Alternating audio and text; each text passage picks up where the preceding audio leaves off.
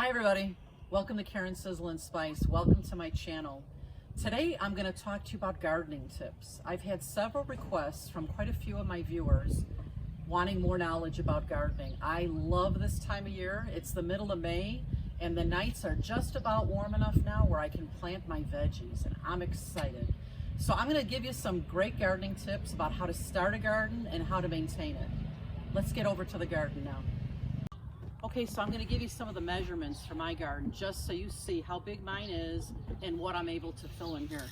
To give you an idea of what you might want to do in your own yard. Let's see here.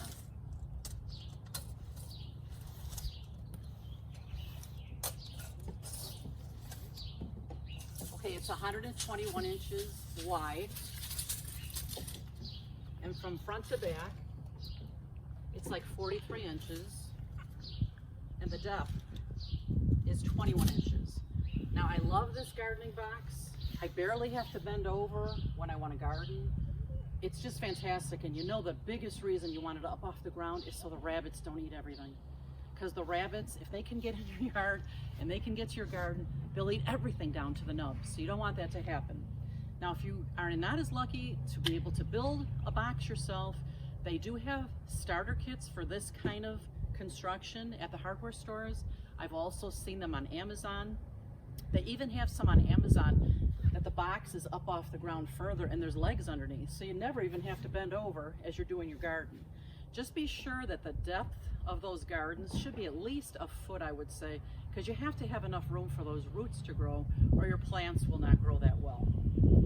You know, years ago, before Ed was able to create this garden box for me, I used to put my garden and my veggies right on ground level. It was a huge mistake because every spring I would come out and that ground would be as hard as a rock. I'd need a chisel and a hammer, an electric thing to try to get the ground soft again. This way, what I've done is, underneath this box, we laid out landscape sheeting and then we filled it in with fresh soil and some peat moss. It's a great combination. It's nice and soft. And I come out here in the spring and it's as soft and as beautiful as it can be. So what I did last fall was, after I pulled out all of my old veggies, all the garbage, I covered it with tarps. And you put down heavy stones here because you know what? I live in the Chicago area and the wind here is incredible. So I had to make sure that this all stays covered really well, because again, there's not going to be one weed in here when I open it up, and the soil is going to be perfect. All I'll do is add some fresh topsoil and some fresh peat moss, and I'll be ready to go. It couldn't be easier. So you know what? It's supposed to get a little chilly tonight, down in the 40s, so I'm going to wait one more day because the rest of the week shows that the temperature is going to be over that at night, and I don't want anything to die in the cold. So I will be back tomorrow to show you when I open this up. One other thing I wanted to share with you guys, I don't know if you have this same problem, but the birds, they love my yard. They're all over the place. You know, in the spring, they try banging into my patio door. There's bird poop all over the place. Kind of gross. I like them back in the trees where they belong, where they have room for their nests. But so what I did here was to scare the birds away, because if you don't have some kind of a deterrent by your garden, you're gonna find the bird poop all over the place. So I have this, my trusty owl, and it does seem to work some, and I seem to be able to fool the birds. When I move it from side to side occasionally, then they think maybe the bird's alive. Ooh, ooh. I cannot wait to open this garden and show you tomorrow. It's time. I can't wait to open up this garden. I've got all my veggies ready to go. I'm so excited. It's breezy out, but the weather's gorgeous, and the nights are supposed to be warmer now, in the 40s or above, so it's safe for me to plant my veggies. I want to talk to you about three of my favorite tools for the garden. This, of course, my garden rake is just going to be used to push out all the dirt, all the soil I'm going to put in, and the peat moss. It'll mix it up really well. And I'm telling you guys, weeds don't have to be a problem in your garden at all. This is a little cultivator. It's got 3 prongs on there. Every single day in my garden, I come out and I cultivate the garden a little bit. I'll be showing you that later. If there's any little weeds in there, it'll pull them right out. you at all. It's so much easier than letting them go. I used to let them go till they were so high I didn't even have to bend over to get them. But it's so much easier to just take care of them every single day. And here's another one I found last year. This is perfect for when you do get a weed. You know how usually they have a hand tool for that? I'd have to bend over. Nice long pole, don't even have to bend over anymore. And it pulls those suckers right out. So I'm gonna have Ed help me get all these heavy bricks off of here. And I'm gonna show you what this garden looks after all winter long. You're gonna see how beautiful the soil is.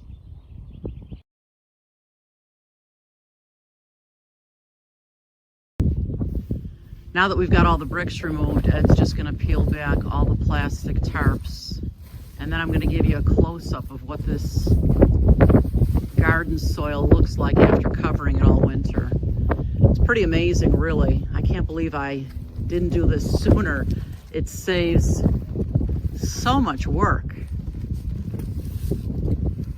Ooh, I see something in there. It's a little bit of remnants from last year. We'll take a closer look. Now that we have it uncovered, I can see just a little bit of remnants from last year. There's little bits and pieces of some tomato, some kind of vine here. I'm not quite sure what that is, but it'll come out easily. And ooh, you can see some of the worms and the bugs. This is rich soil. This is what I'm talking about. Now I'm gonna rake it up a little bit. You know, if I had not covered this garden, this would be full of weeds that would be so nasty to try pulling out. All I have is a few remnants from last year's garden, but the soil, come closer here, Ed. This is beautifully soft. It's just a pleasure to start working with this. So I'll just pull out these little, whatever these are. Can't remember what I had planted there last year. It's a remnant of something. But when you cultivate it, that's what this is called. When you move the ground around, it's called cultivating it. It's kind of waking it up, letting the sunshine get to it, and getting it ready for my next layer of fresh topsoil and some peat moss. Now, if you're wondering about how much peat moss and soil to use, I would say that the peat moss is maybe only 1/4 of your topsoil. So if you're using equal size bags of topsoil and peat moss, you'd use like 4 topsoil to 1 peat moss. The peat moss kind of blows away in the wind a little bit. It's very light. It's what keeps the ground soft and light so that it irrigates well with the water. If you just use topsoil, it's going to be too muddy, and the vegetables, the water will not drain the way that it should. So I'm just going to give this a little more raking, and then we'll put in the fresh topsoil and the peat moss.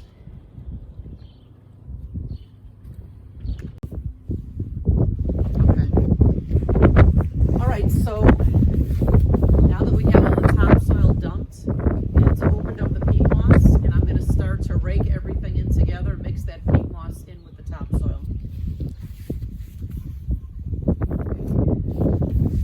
Dump a little bit out over here. Now you have to be careful with the peat moss because it's so light. Don't get it in your eyes. You might want to wear some goggles for safety or sunglasses or something. It's very light, so just be careful it doesn't fly all over the place.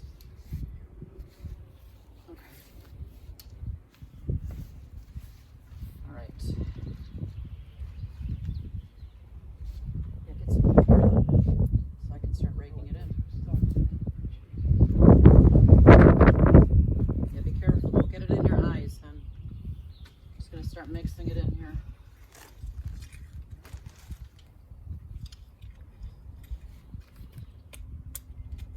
Kind of break up any large chunks.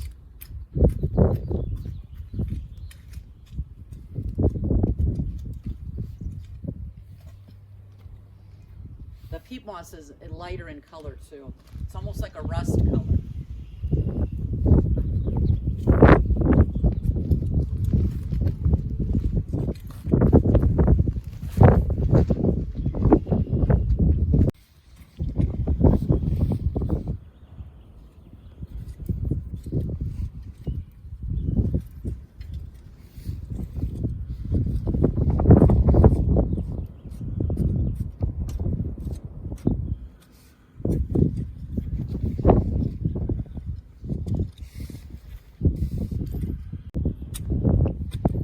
I'm moving the dirt around to mix it up really well, and I'm chopping up any lumps. We want this soil to be as lump-free and as soft as possible. Did I mention too that gardening is great exercise? It's great cardio.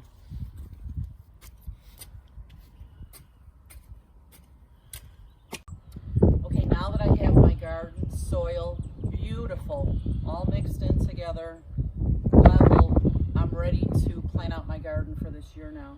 You know, there's a thing called rotating the crops. I think big farmers do it, but it's a good idea even in your own garden. For example, I planted my basil and my herbs on this side last year. So this year, I'm going to put my herbs over here. My tomatoes were here last year. I'm going to put them over here. So come on closer. I'm going to show you, Ed, which vegetables I decided to go with this year. The early girl tomato, I always like to get because it does produce tomatoes a little bit sooner than the other tomato plants. I've got Cherokee Purple. Cherokee Purple tomatoes are my absolute favorite. They're the sweetest tomato I've ever found. They're actually kind of a reddish purple color. They're beautiful and they're delicious. I'm planting, I got these too. It's like Christmas morning for me. I'm so excited about this. I got black cherry tomatoes this year. Normally I get the reddish orange ones. These are black cherry. I love cherries. I love tomatoes. What a great combo. Can't wait to see how those come out. Here I have sweet basil. Oh, I wish we had smell-o-vision. Oh, I love basil. It smells so good. I love it in the garden. I also have orange bell pepper. Now we'll see if it comes out because it's kind of a standing joke with Ed and I. I planted red bell peppers for the longest time, but they always came out green, and I could never figure out how to get them to be red. Last year, though, I did have some purple peppers, which is exciting. So these are orange bell peppers, and I got some purple bell pepper, and I have some red bell pepper. Let's see if they come out red this year. Then we have, let's see, I got two of the Cherokee Purple because I love them. And I got 2 basil plants and dill. I love dill. It smells so good. I can add it to so many salads this summer. I also got some chives and I got some purple basil. So I'm very excited. Let me show you how we're going to lay these out. So I think I have my map of veggies just exactly where I want them, and let me tell you a little bit why. This right here is the cherry tomatoes. Those are going to grow very viney. I'm going to need to put some kind of a trellis up against my fence here to catch them, to have them all grow up to the trellis. And if I put them in the back, they'd be a little harder for me to reach. My chives here. Last year I had chives. I had chives all summer long. The more you pick these, the more they grow. I added them to so many salads. It's a beautiful, mild taste of onion, and I like to have easy access to this, and it's going to get quite large, so I like to have it right here at the corner where it's convenient. I have my Cherokee Purple tomato here, a Cherokee Purple here. My bell pepper plants, they don't get quite as large as the tomatoes, so I put them in the back. I'll be able to access them quite well. I have my basil here, and basil kitty corner from it. I have it's a purple basil plant, and I have my dill right here. And dill, like the chives, gets quite large. That's why I put it in the front corner here. I'll have easy access to clipping it. So I'm just going to get these all in the ground now, and I'll show you what that looks like. So I'm going to start with my chives here. I'm just going to squeeze the pot to get the whole thing out in one piece. You don't want to upset the root system any more than you absolutely have to. It'll transplant much better that way. You'll be sure to have a good plant. All I have to do, because this ground is so soft, is just put my hand in here, take a couple handfuls out, and put the chive plant right inside here. You want the chive plant to sit in the ground at about the same level that it did inside the pot. You don't want to upset it. Another good idea for all my vegetables, I will always know what this is, that it's only the chive plant, but you always want to put in your little identifier, your tag, your name tag here in front of all your plants, especially for my tomatoes, because I can't always remember which one I put where. So I like to leave that in front of there so I know what to expect. This is one of my Cherokee purples. And again, I'm going to take it out of the pot just by squeezing it, keeping all that root area intact. And I'm going to put it right in the ground here, upsetting the root area as little as possible, and then just pressing it in with my hands. Pressing it in with my hands. Did I press this one in well enough? Yes. A little fresh topsoil around it. And there's two. I'll put my identifier right here so I remember that's the Cherokee purple. And I'm going to just put the rest of these in, and I'll show you what it looks like when we're done. Okay, so you may have noticed that all of my plants are about, maybe about 16 inches apart. The bigger the plant is going to be, the further apart you want to plant the next thing over, so it has plenty of room to grow. And it looks so funny now because it looks like this garden should almost be like puny, like where is the lushness? Wait till you see it in about a month. You won't see any of the ground. It's all going to be green, beautiful, lush vegetables. So I'm just going to continue putting these in here. And you know what I wanted to tell you too, that on each tag that comes with your veggies, it actually shows you how much water it needs, how much sun it needs, and it shows you how far apart to plant it from others. So these are really great to keep and to read so that you know what you're doing in the garden. I'll be right back. I swear this is like Christmas morning for me. It's one of my favorite days of the year, is when my beautiful vegetable garden is all ready to go. It's amazing how full and lush this will get. My garden's all in. I'm very excited. Now, normally there's only 2 chemicals that I use. This Sevin, S-E-V-I-N, is for any kind of bugs. If you see little black dots on some of your plants, or if you see little holes in the leaves, or like somebody's chewing the leaves, you have some kind of a bug. And Sevin is pretty harmless, and it's normally works for any kind of bugs that I have. So when those things become apparent, you just spray a fine mist over all your veggies. Easy to do. You can do it, if it rains a real lot, you might want to apply it quicker than you normally would, but you could probably do it once every week or 2 weeks and you'll be good. The only other product that I use is Miracle-Gro. Miracle-Gro is pretty perfect for any vegetables or flowers. Now you can dilute this in a watering can or put it through your hose if you want to do that, but for me it just seems so simple. It comes with a little spoon, and I'm just going to sprinkle a little bit of it around each one of my plants, just like this. And what I'm going to do next is I'm going to be watering this so it'll kind of flush all this Miracle-Gro inside my plants. So, you know, about a scoopful around every plant. And I might just put this Miracle-Gro on my plants maybe 2 or 3 times through the summer. That's usually all it needs. I'm just going to finish doing this and I'll be right back. Okay, one of the last things I need to do here is I'm going to put my tomato cages on now. It keeps the tomatoes growing up and not out, so you have more room in your garden. For these cherry tomatoes, they're going to grow quite tall, so it'll start in here and then I'll probably end up with a trellis on the fence as well as they get even higher. So come on over here, Ed. Just going to push them in quite a bit into the ground. And as the tomatoes grow, I will encourage all the foliage to come inside here so that I can get as much inside here as I can. Let me get another cage.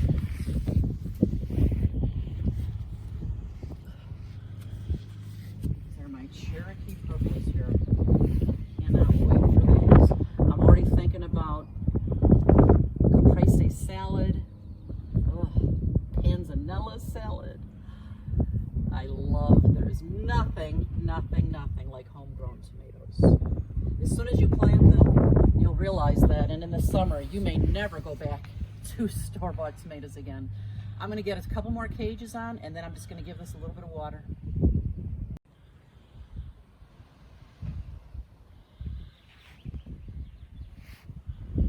So guys, if you're gonna do the garden, you may as well get yourself a nice hose. These expandable hoses, they shrink to like nothing in between. They're so easy to hold. Nothing like those rubber hoses that you're yanking all over your yard. They're so aggravating. I will actually post a link in the title of this video so you can get your own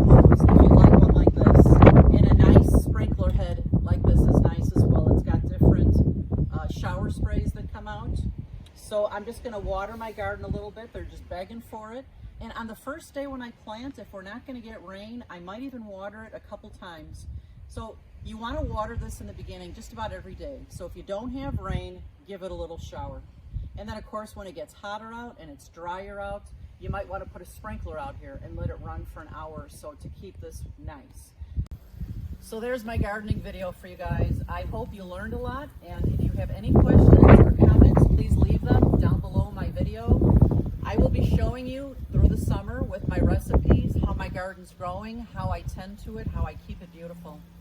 So please be sure to subscribe and come back and visit my channel often. I'll see you next time.